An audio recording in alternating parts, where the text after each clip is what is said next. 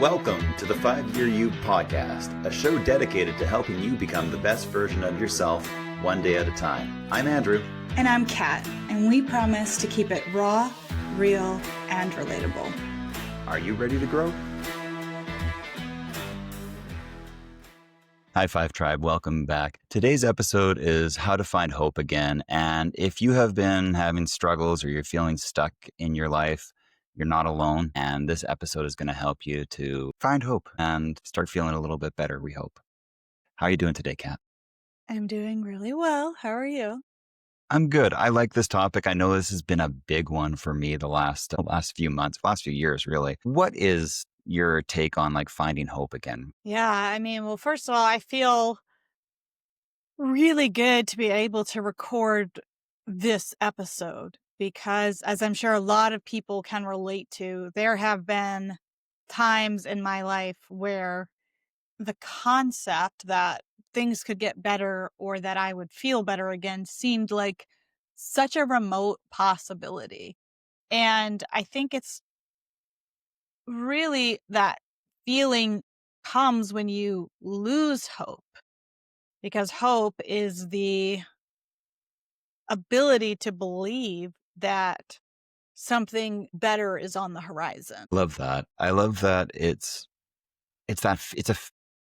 something you feel inside of you, but it's not a feeling, right? Hope is this thing that when you're having those hard moments, when life has kind of kicked you and you're down, it's knowing that there's a better day ahead, because there always has been a better day ahead in your life. We all go through hard moments. This is about being able to identify, okay, I'm in a low place and I don't even know how to find hope, but I know that it's possible. And I think that's really where it starts from. It's just knowing that hope is possible again.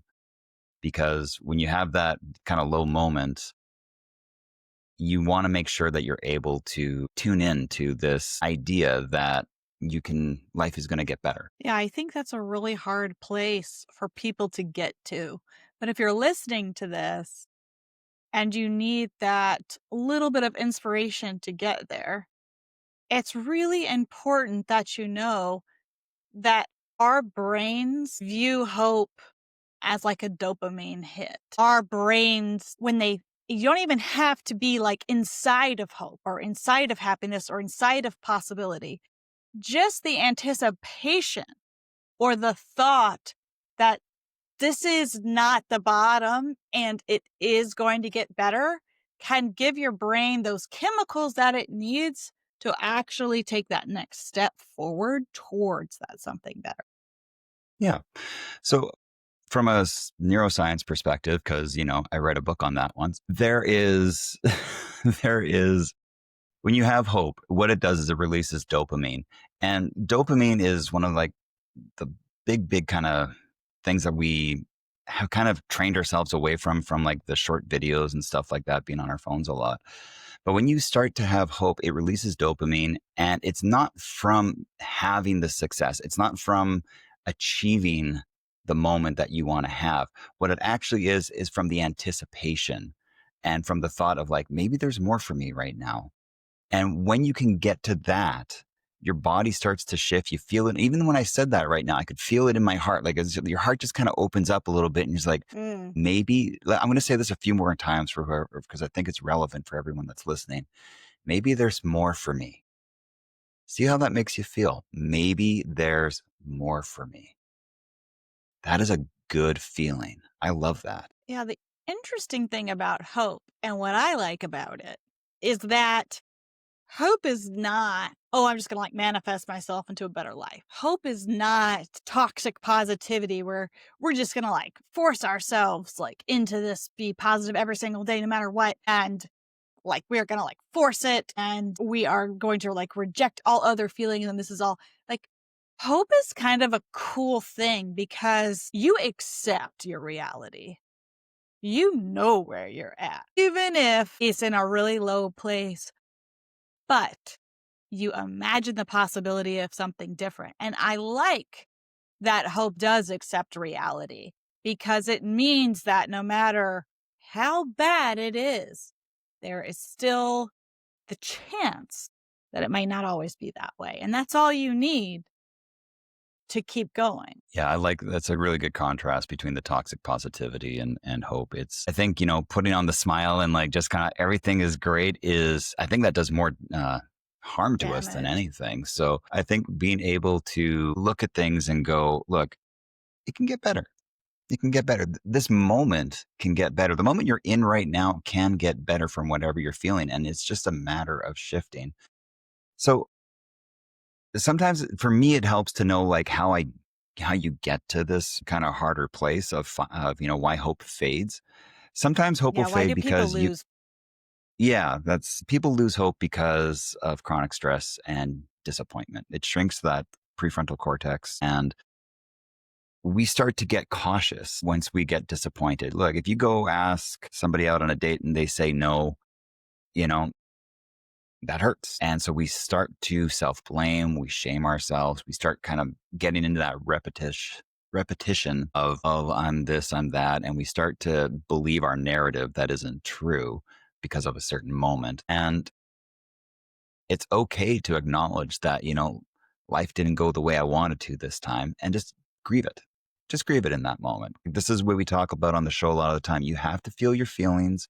You get to feel your feelings and then you get to move on once you've done that. I think that is the biggest part that nobody told me is that once you start feeling your feelings, you get to move on past them. You get to like unpack that suitcase, store it away and, like get rid of it and move on.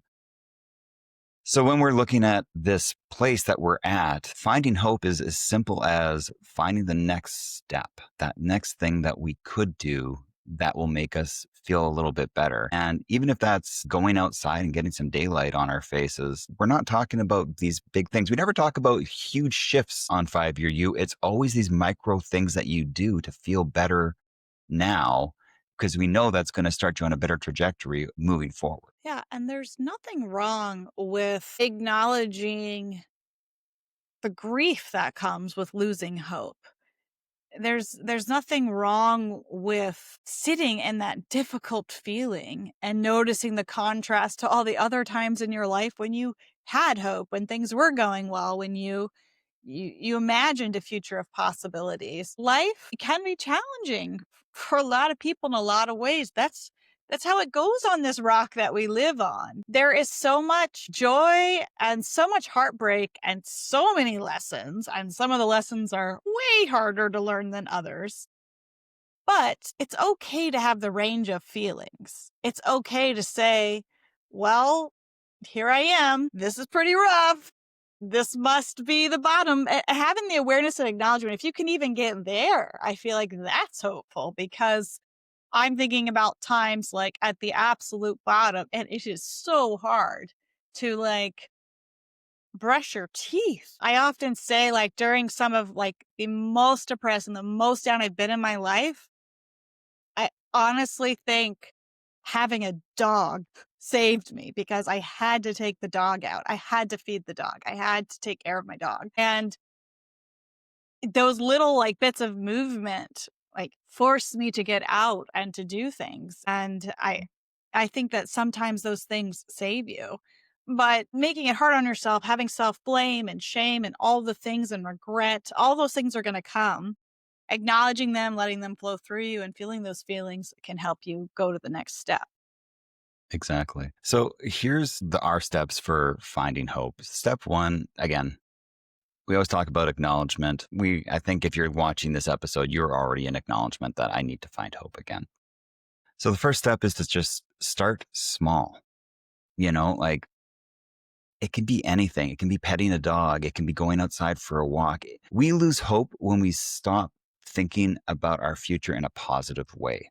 And we're not talking about 10 years down the road. We're talking about today.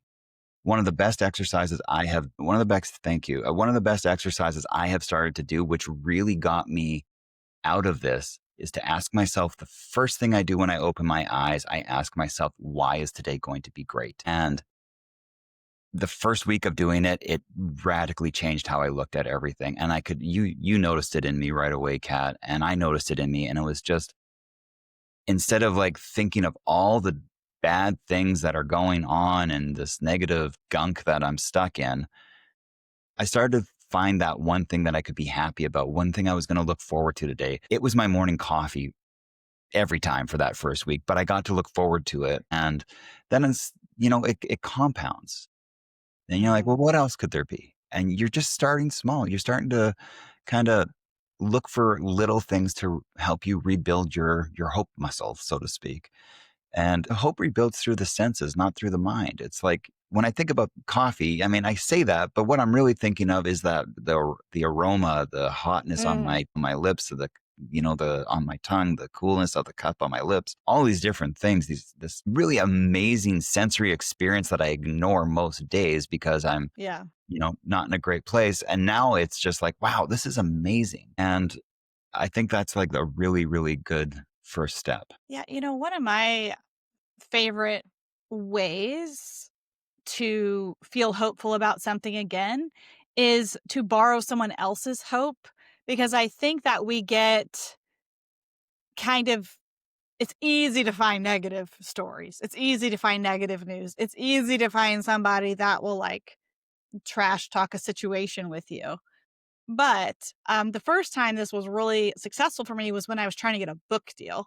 My book, Mom's Got Money, I got rejected 27 times, and it took me 4 years to get a book deal. And I remember listening to a podcast episode on Chris Harder's podcast For the Love of Money, and it wasn't even about getting a book deal. He was interviewing a business owner who was trying to get a loan to start a business, and, like, the end lender approved him. And he said, if you knew that the skinned person would say yes, it'd be no big deal to get rejected 51 times. You're like, cool, that's another one, just like one step closer to the yes, one step closer to the yes. And it took him years to get it. And then he started a really successful gym. And I was like, gosh, like at that time, I was like, I'm only on number 20. This guy went further. And so I borrowed his hope and I was like, then I started to rethink it. I got the rejection 21, rejection 22. And I kept thinking, this is just one step closer to the yes. Sweet. Like that publisher's out. There's only so many publishers to go. And I will ask all of them. And then it turned out number 28 was the one. And I think people can do this with dating too. You can read a million stories about how terrible dating apps are. And there are some really, really terrible stories. But you can also go and look at people who found love at 40, had their first baby at 42. There are lots of stories about that too, about how people, you know, waited for the right person for them and it worked out. So you can borrow other people's stories. There's just as many good ones as bad ones. It just matters where you want to put your focus. I love that. I think when it comes to finding hope again, the stuff you are consuming is going to have Mm, a massive effect on you. So if you are looking you know, at somebody who's only gone through the 51 rejections, yeah. you're just going to be focused on rejection. But if you focus on the Chris Harder Ficken one, that is the one that's going to inspire you and uplift you and keep you going. And those are the really important things. You have to really be aware of what you're consuming. And lives with the lighter emotion. It lives with joy and laughter. And so trying to put yourself in a better state will help. But what you consume digitally and in life is really, really important. I'm a huge proponent of like, I don't watch the news. I don't need to know all the stuff that's going on. I want to feel good. Feeling good is my priority. And so if something starts to make me feel bad, I don't like turn a blind eye to it, but I know that I can only take so much. It's kind of like Hmm. beef.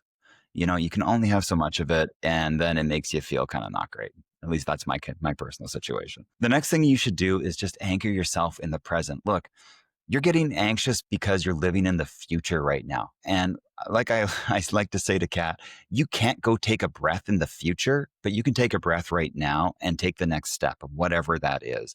And hope is going to live in that next step.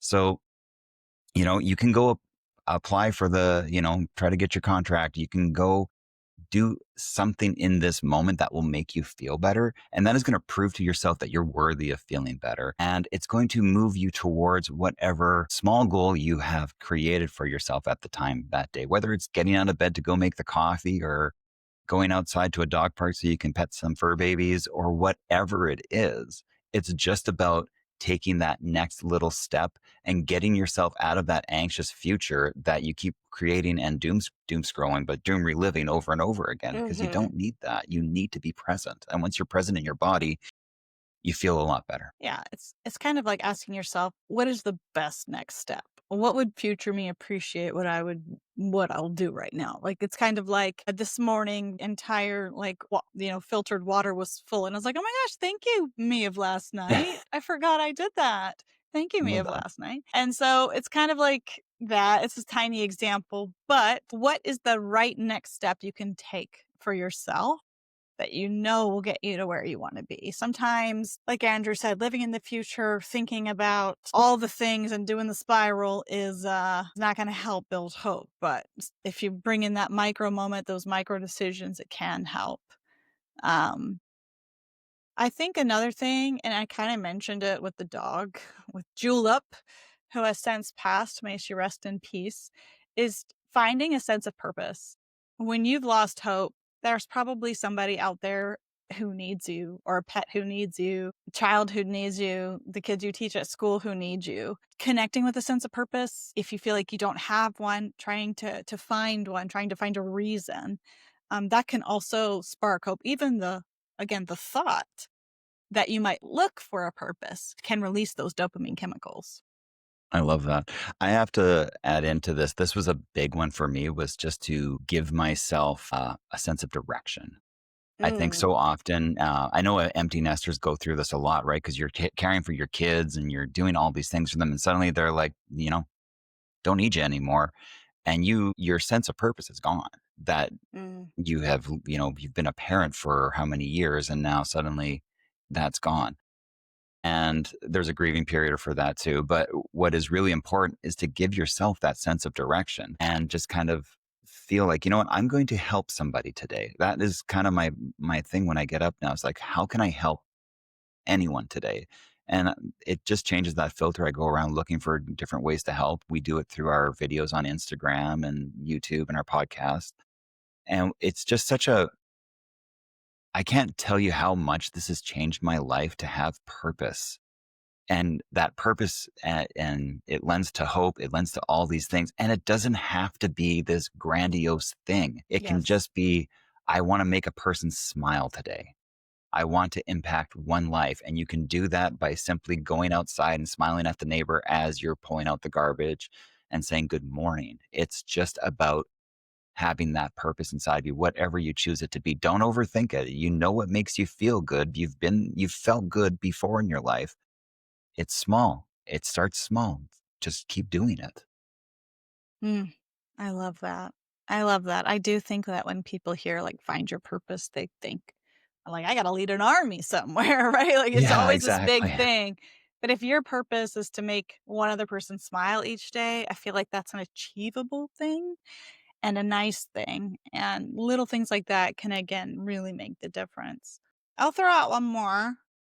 And that is to remember that you've overcome difficult things before.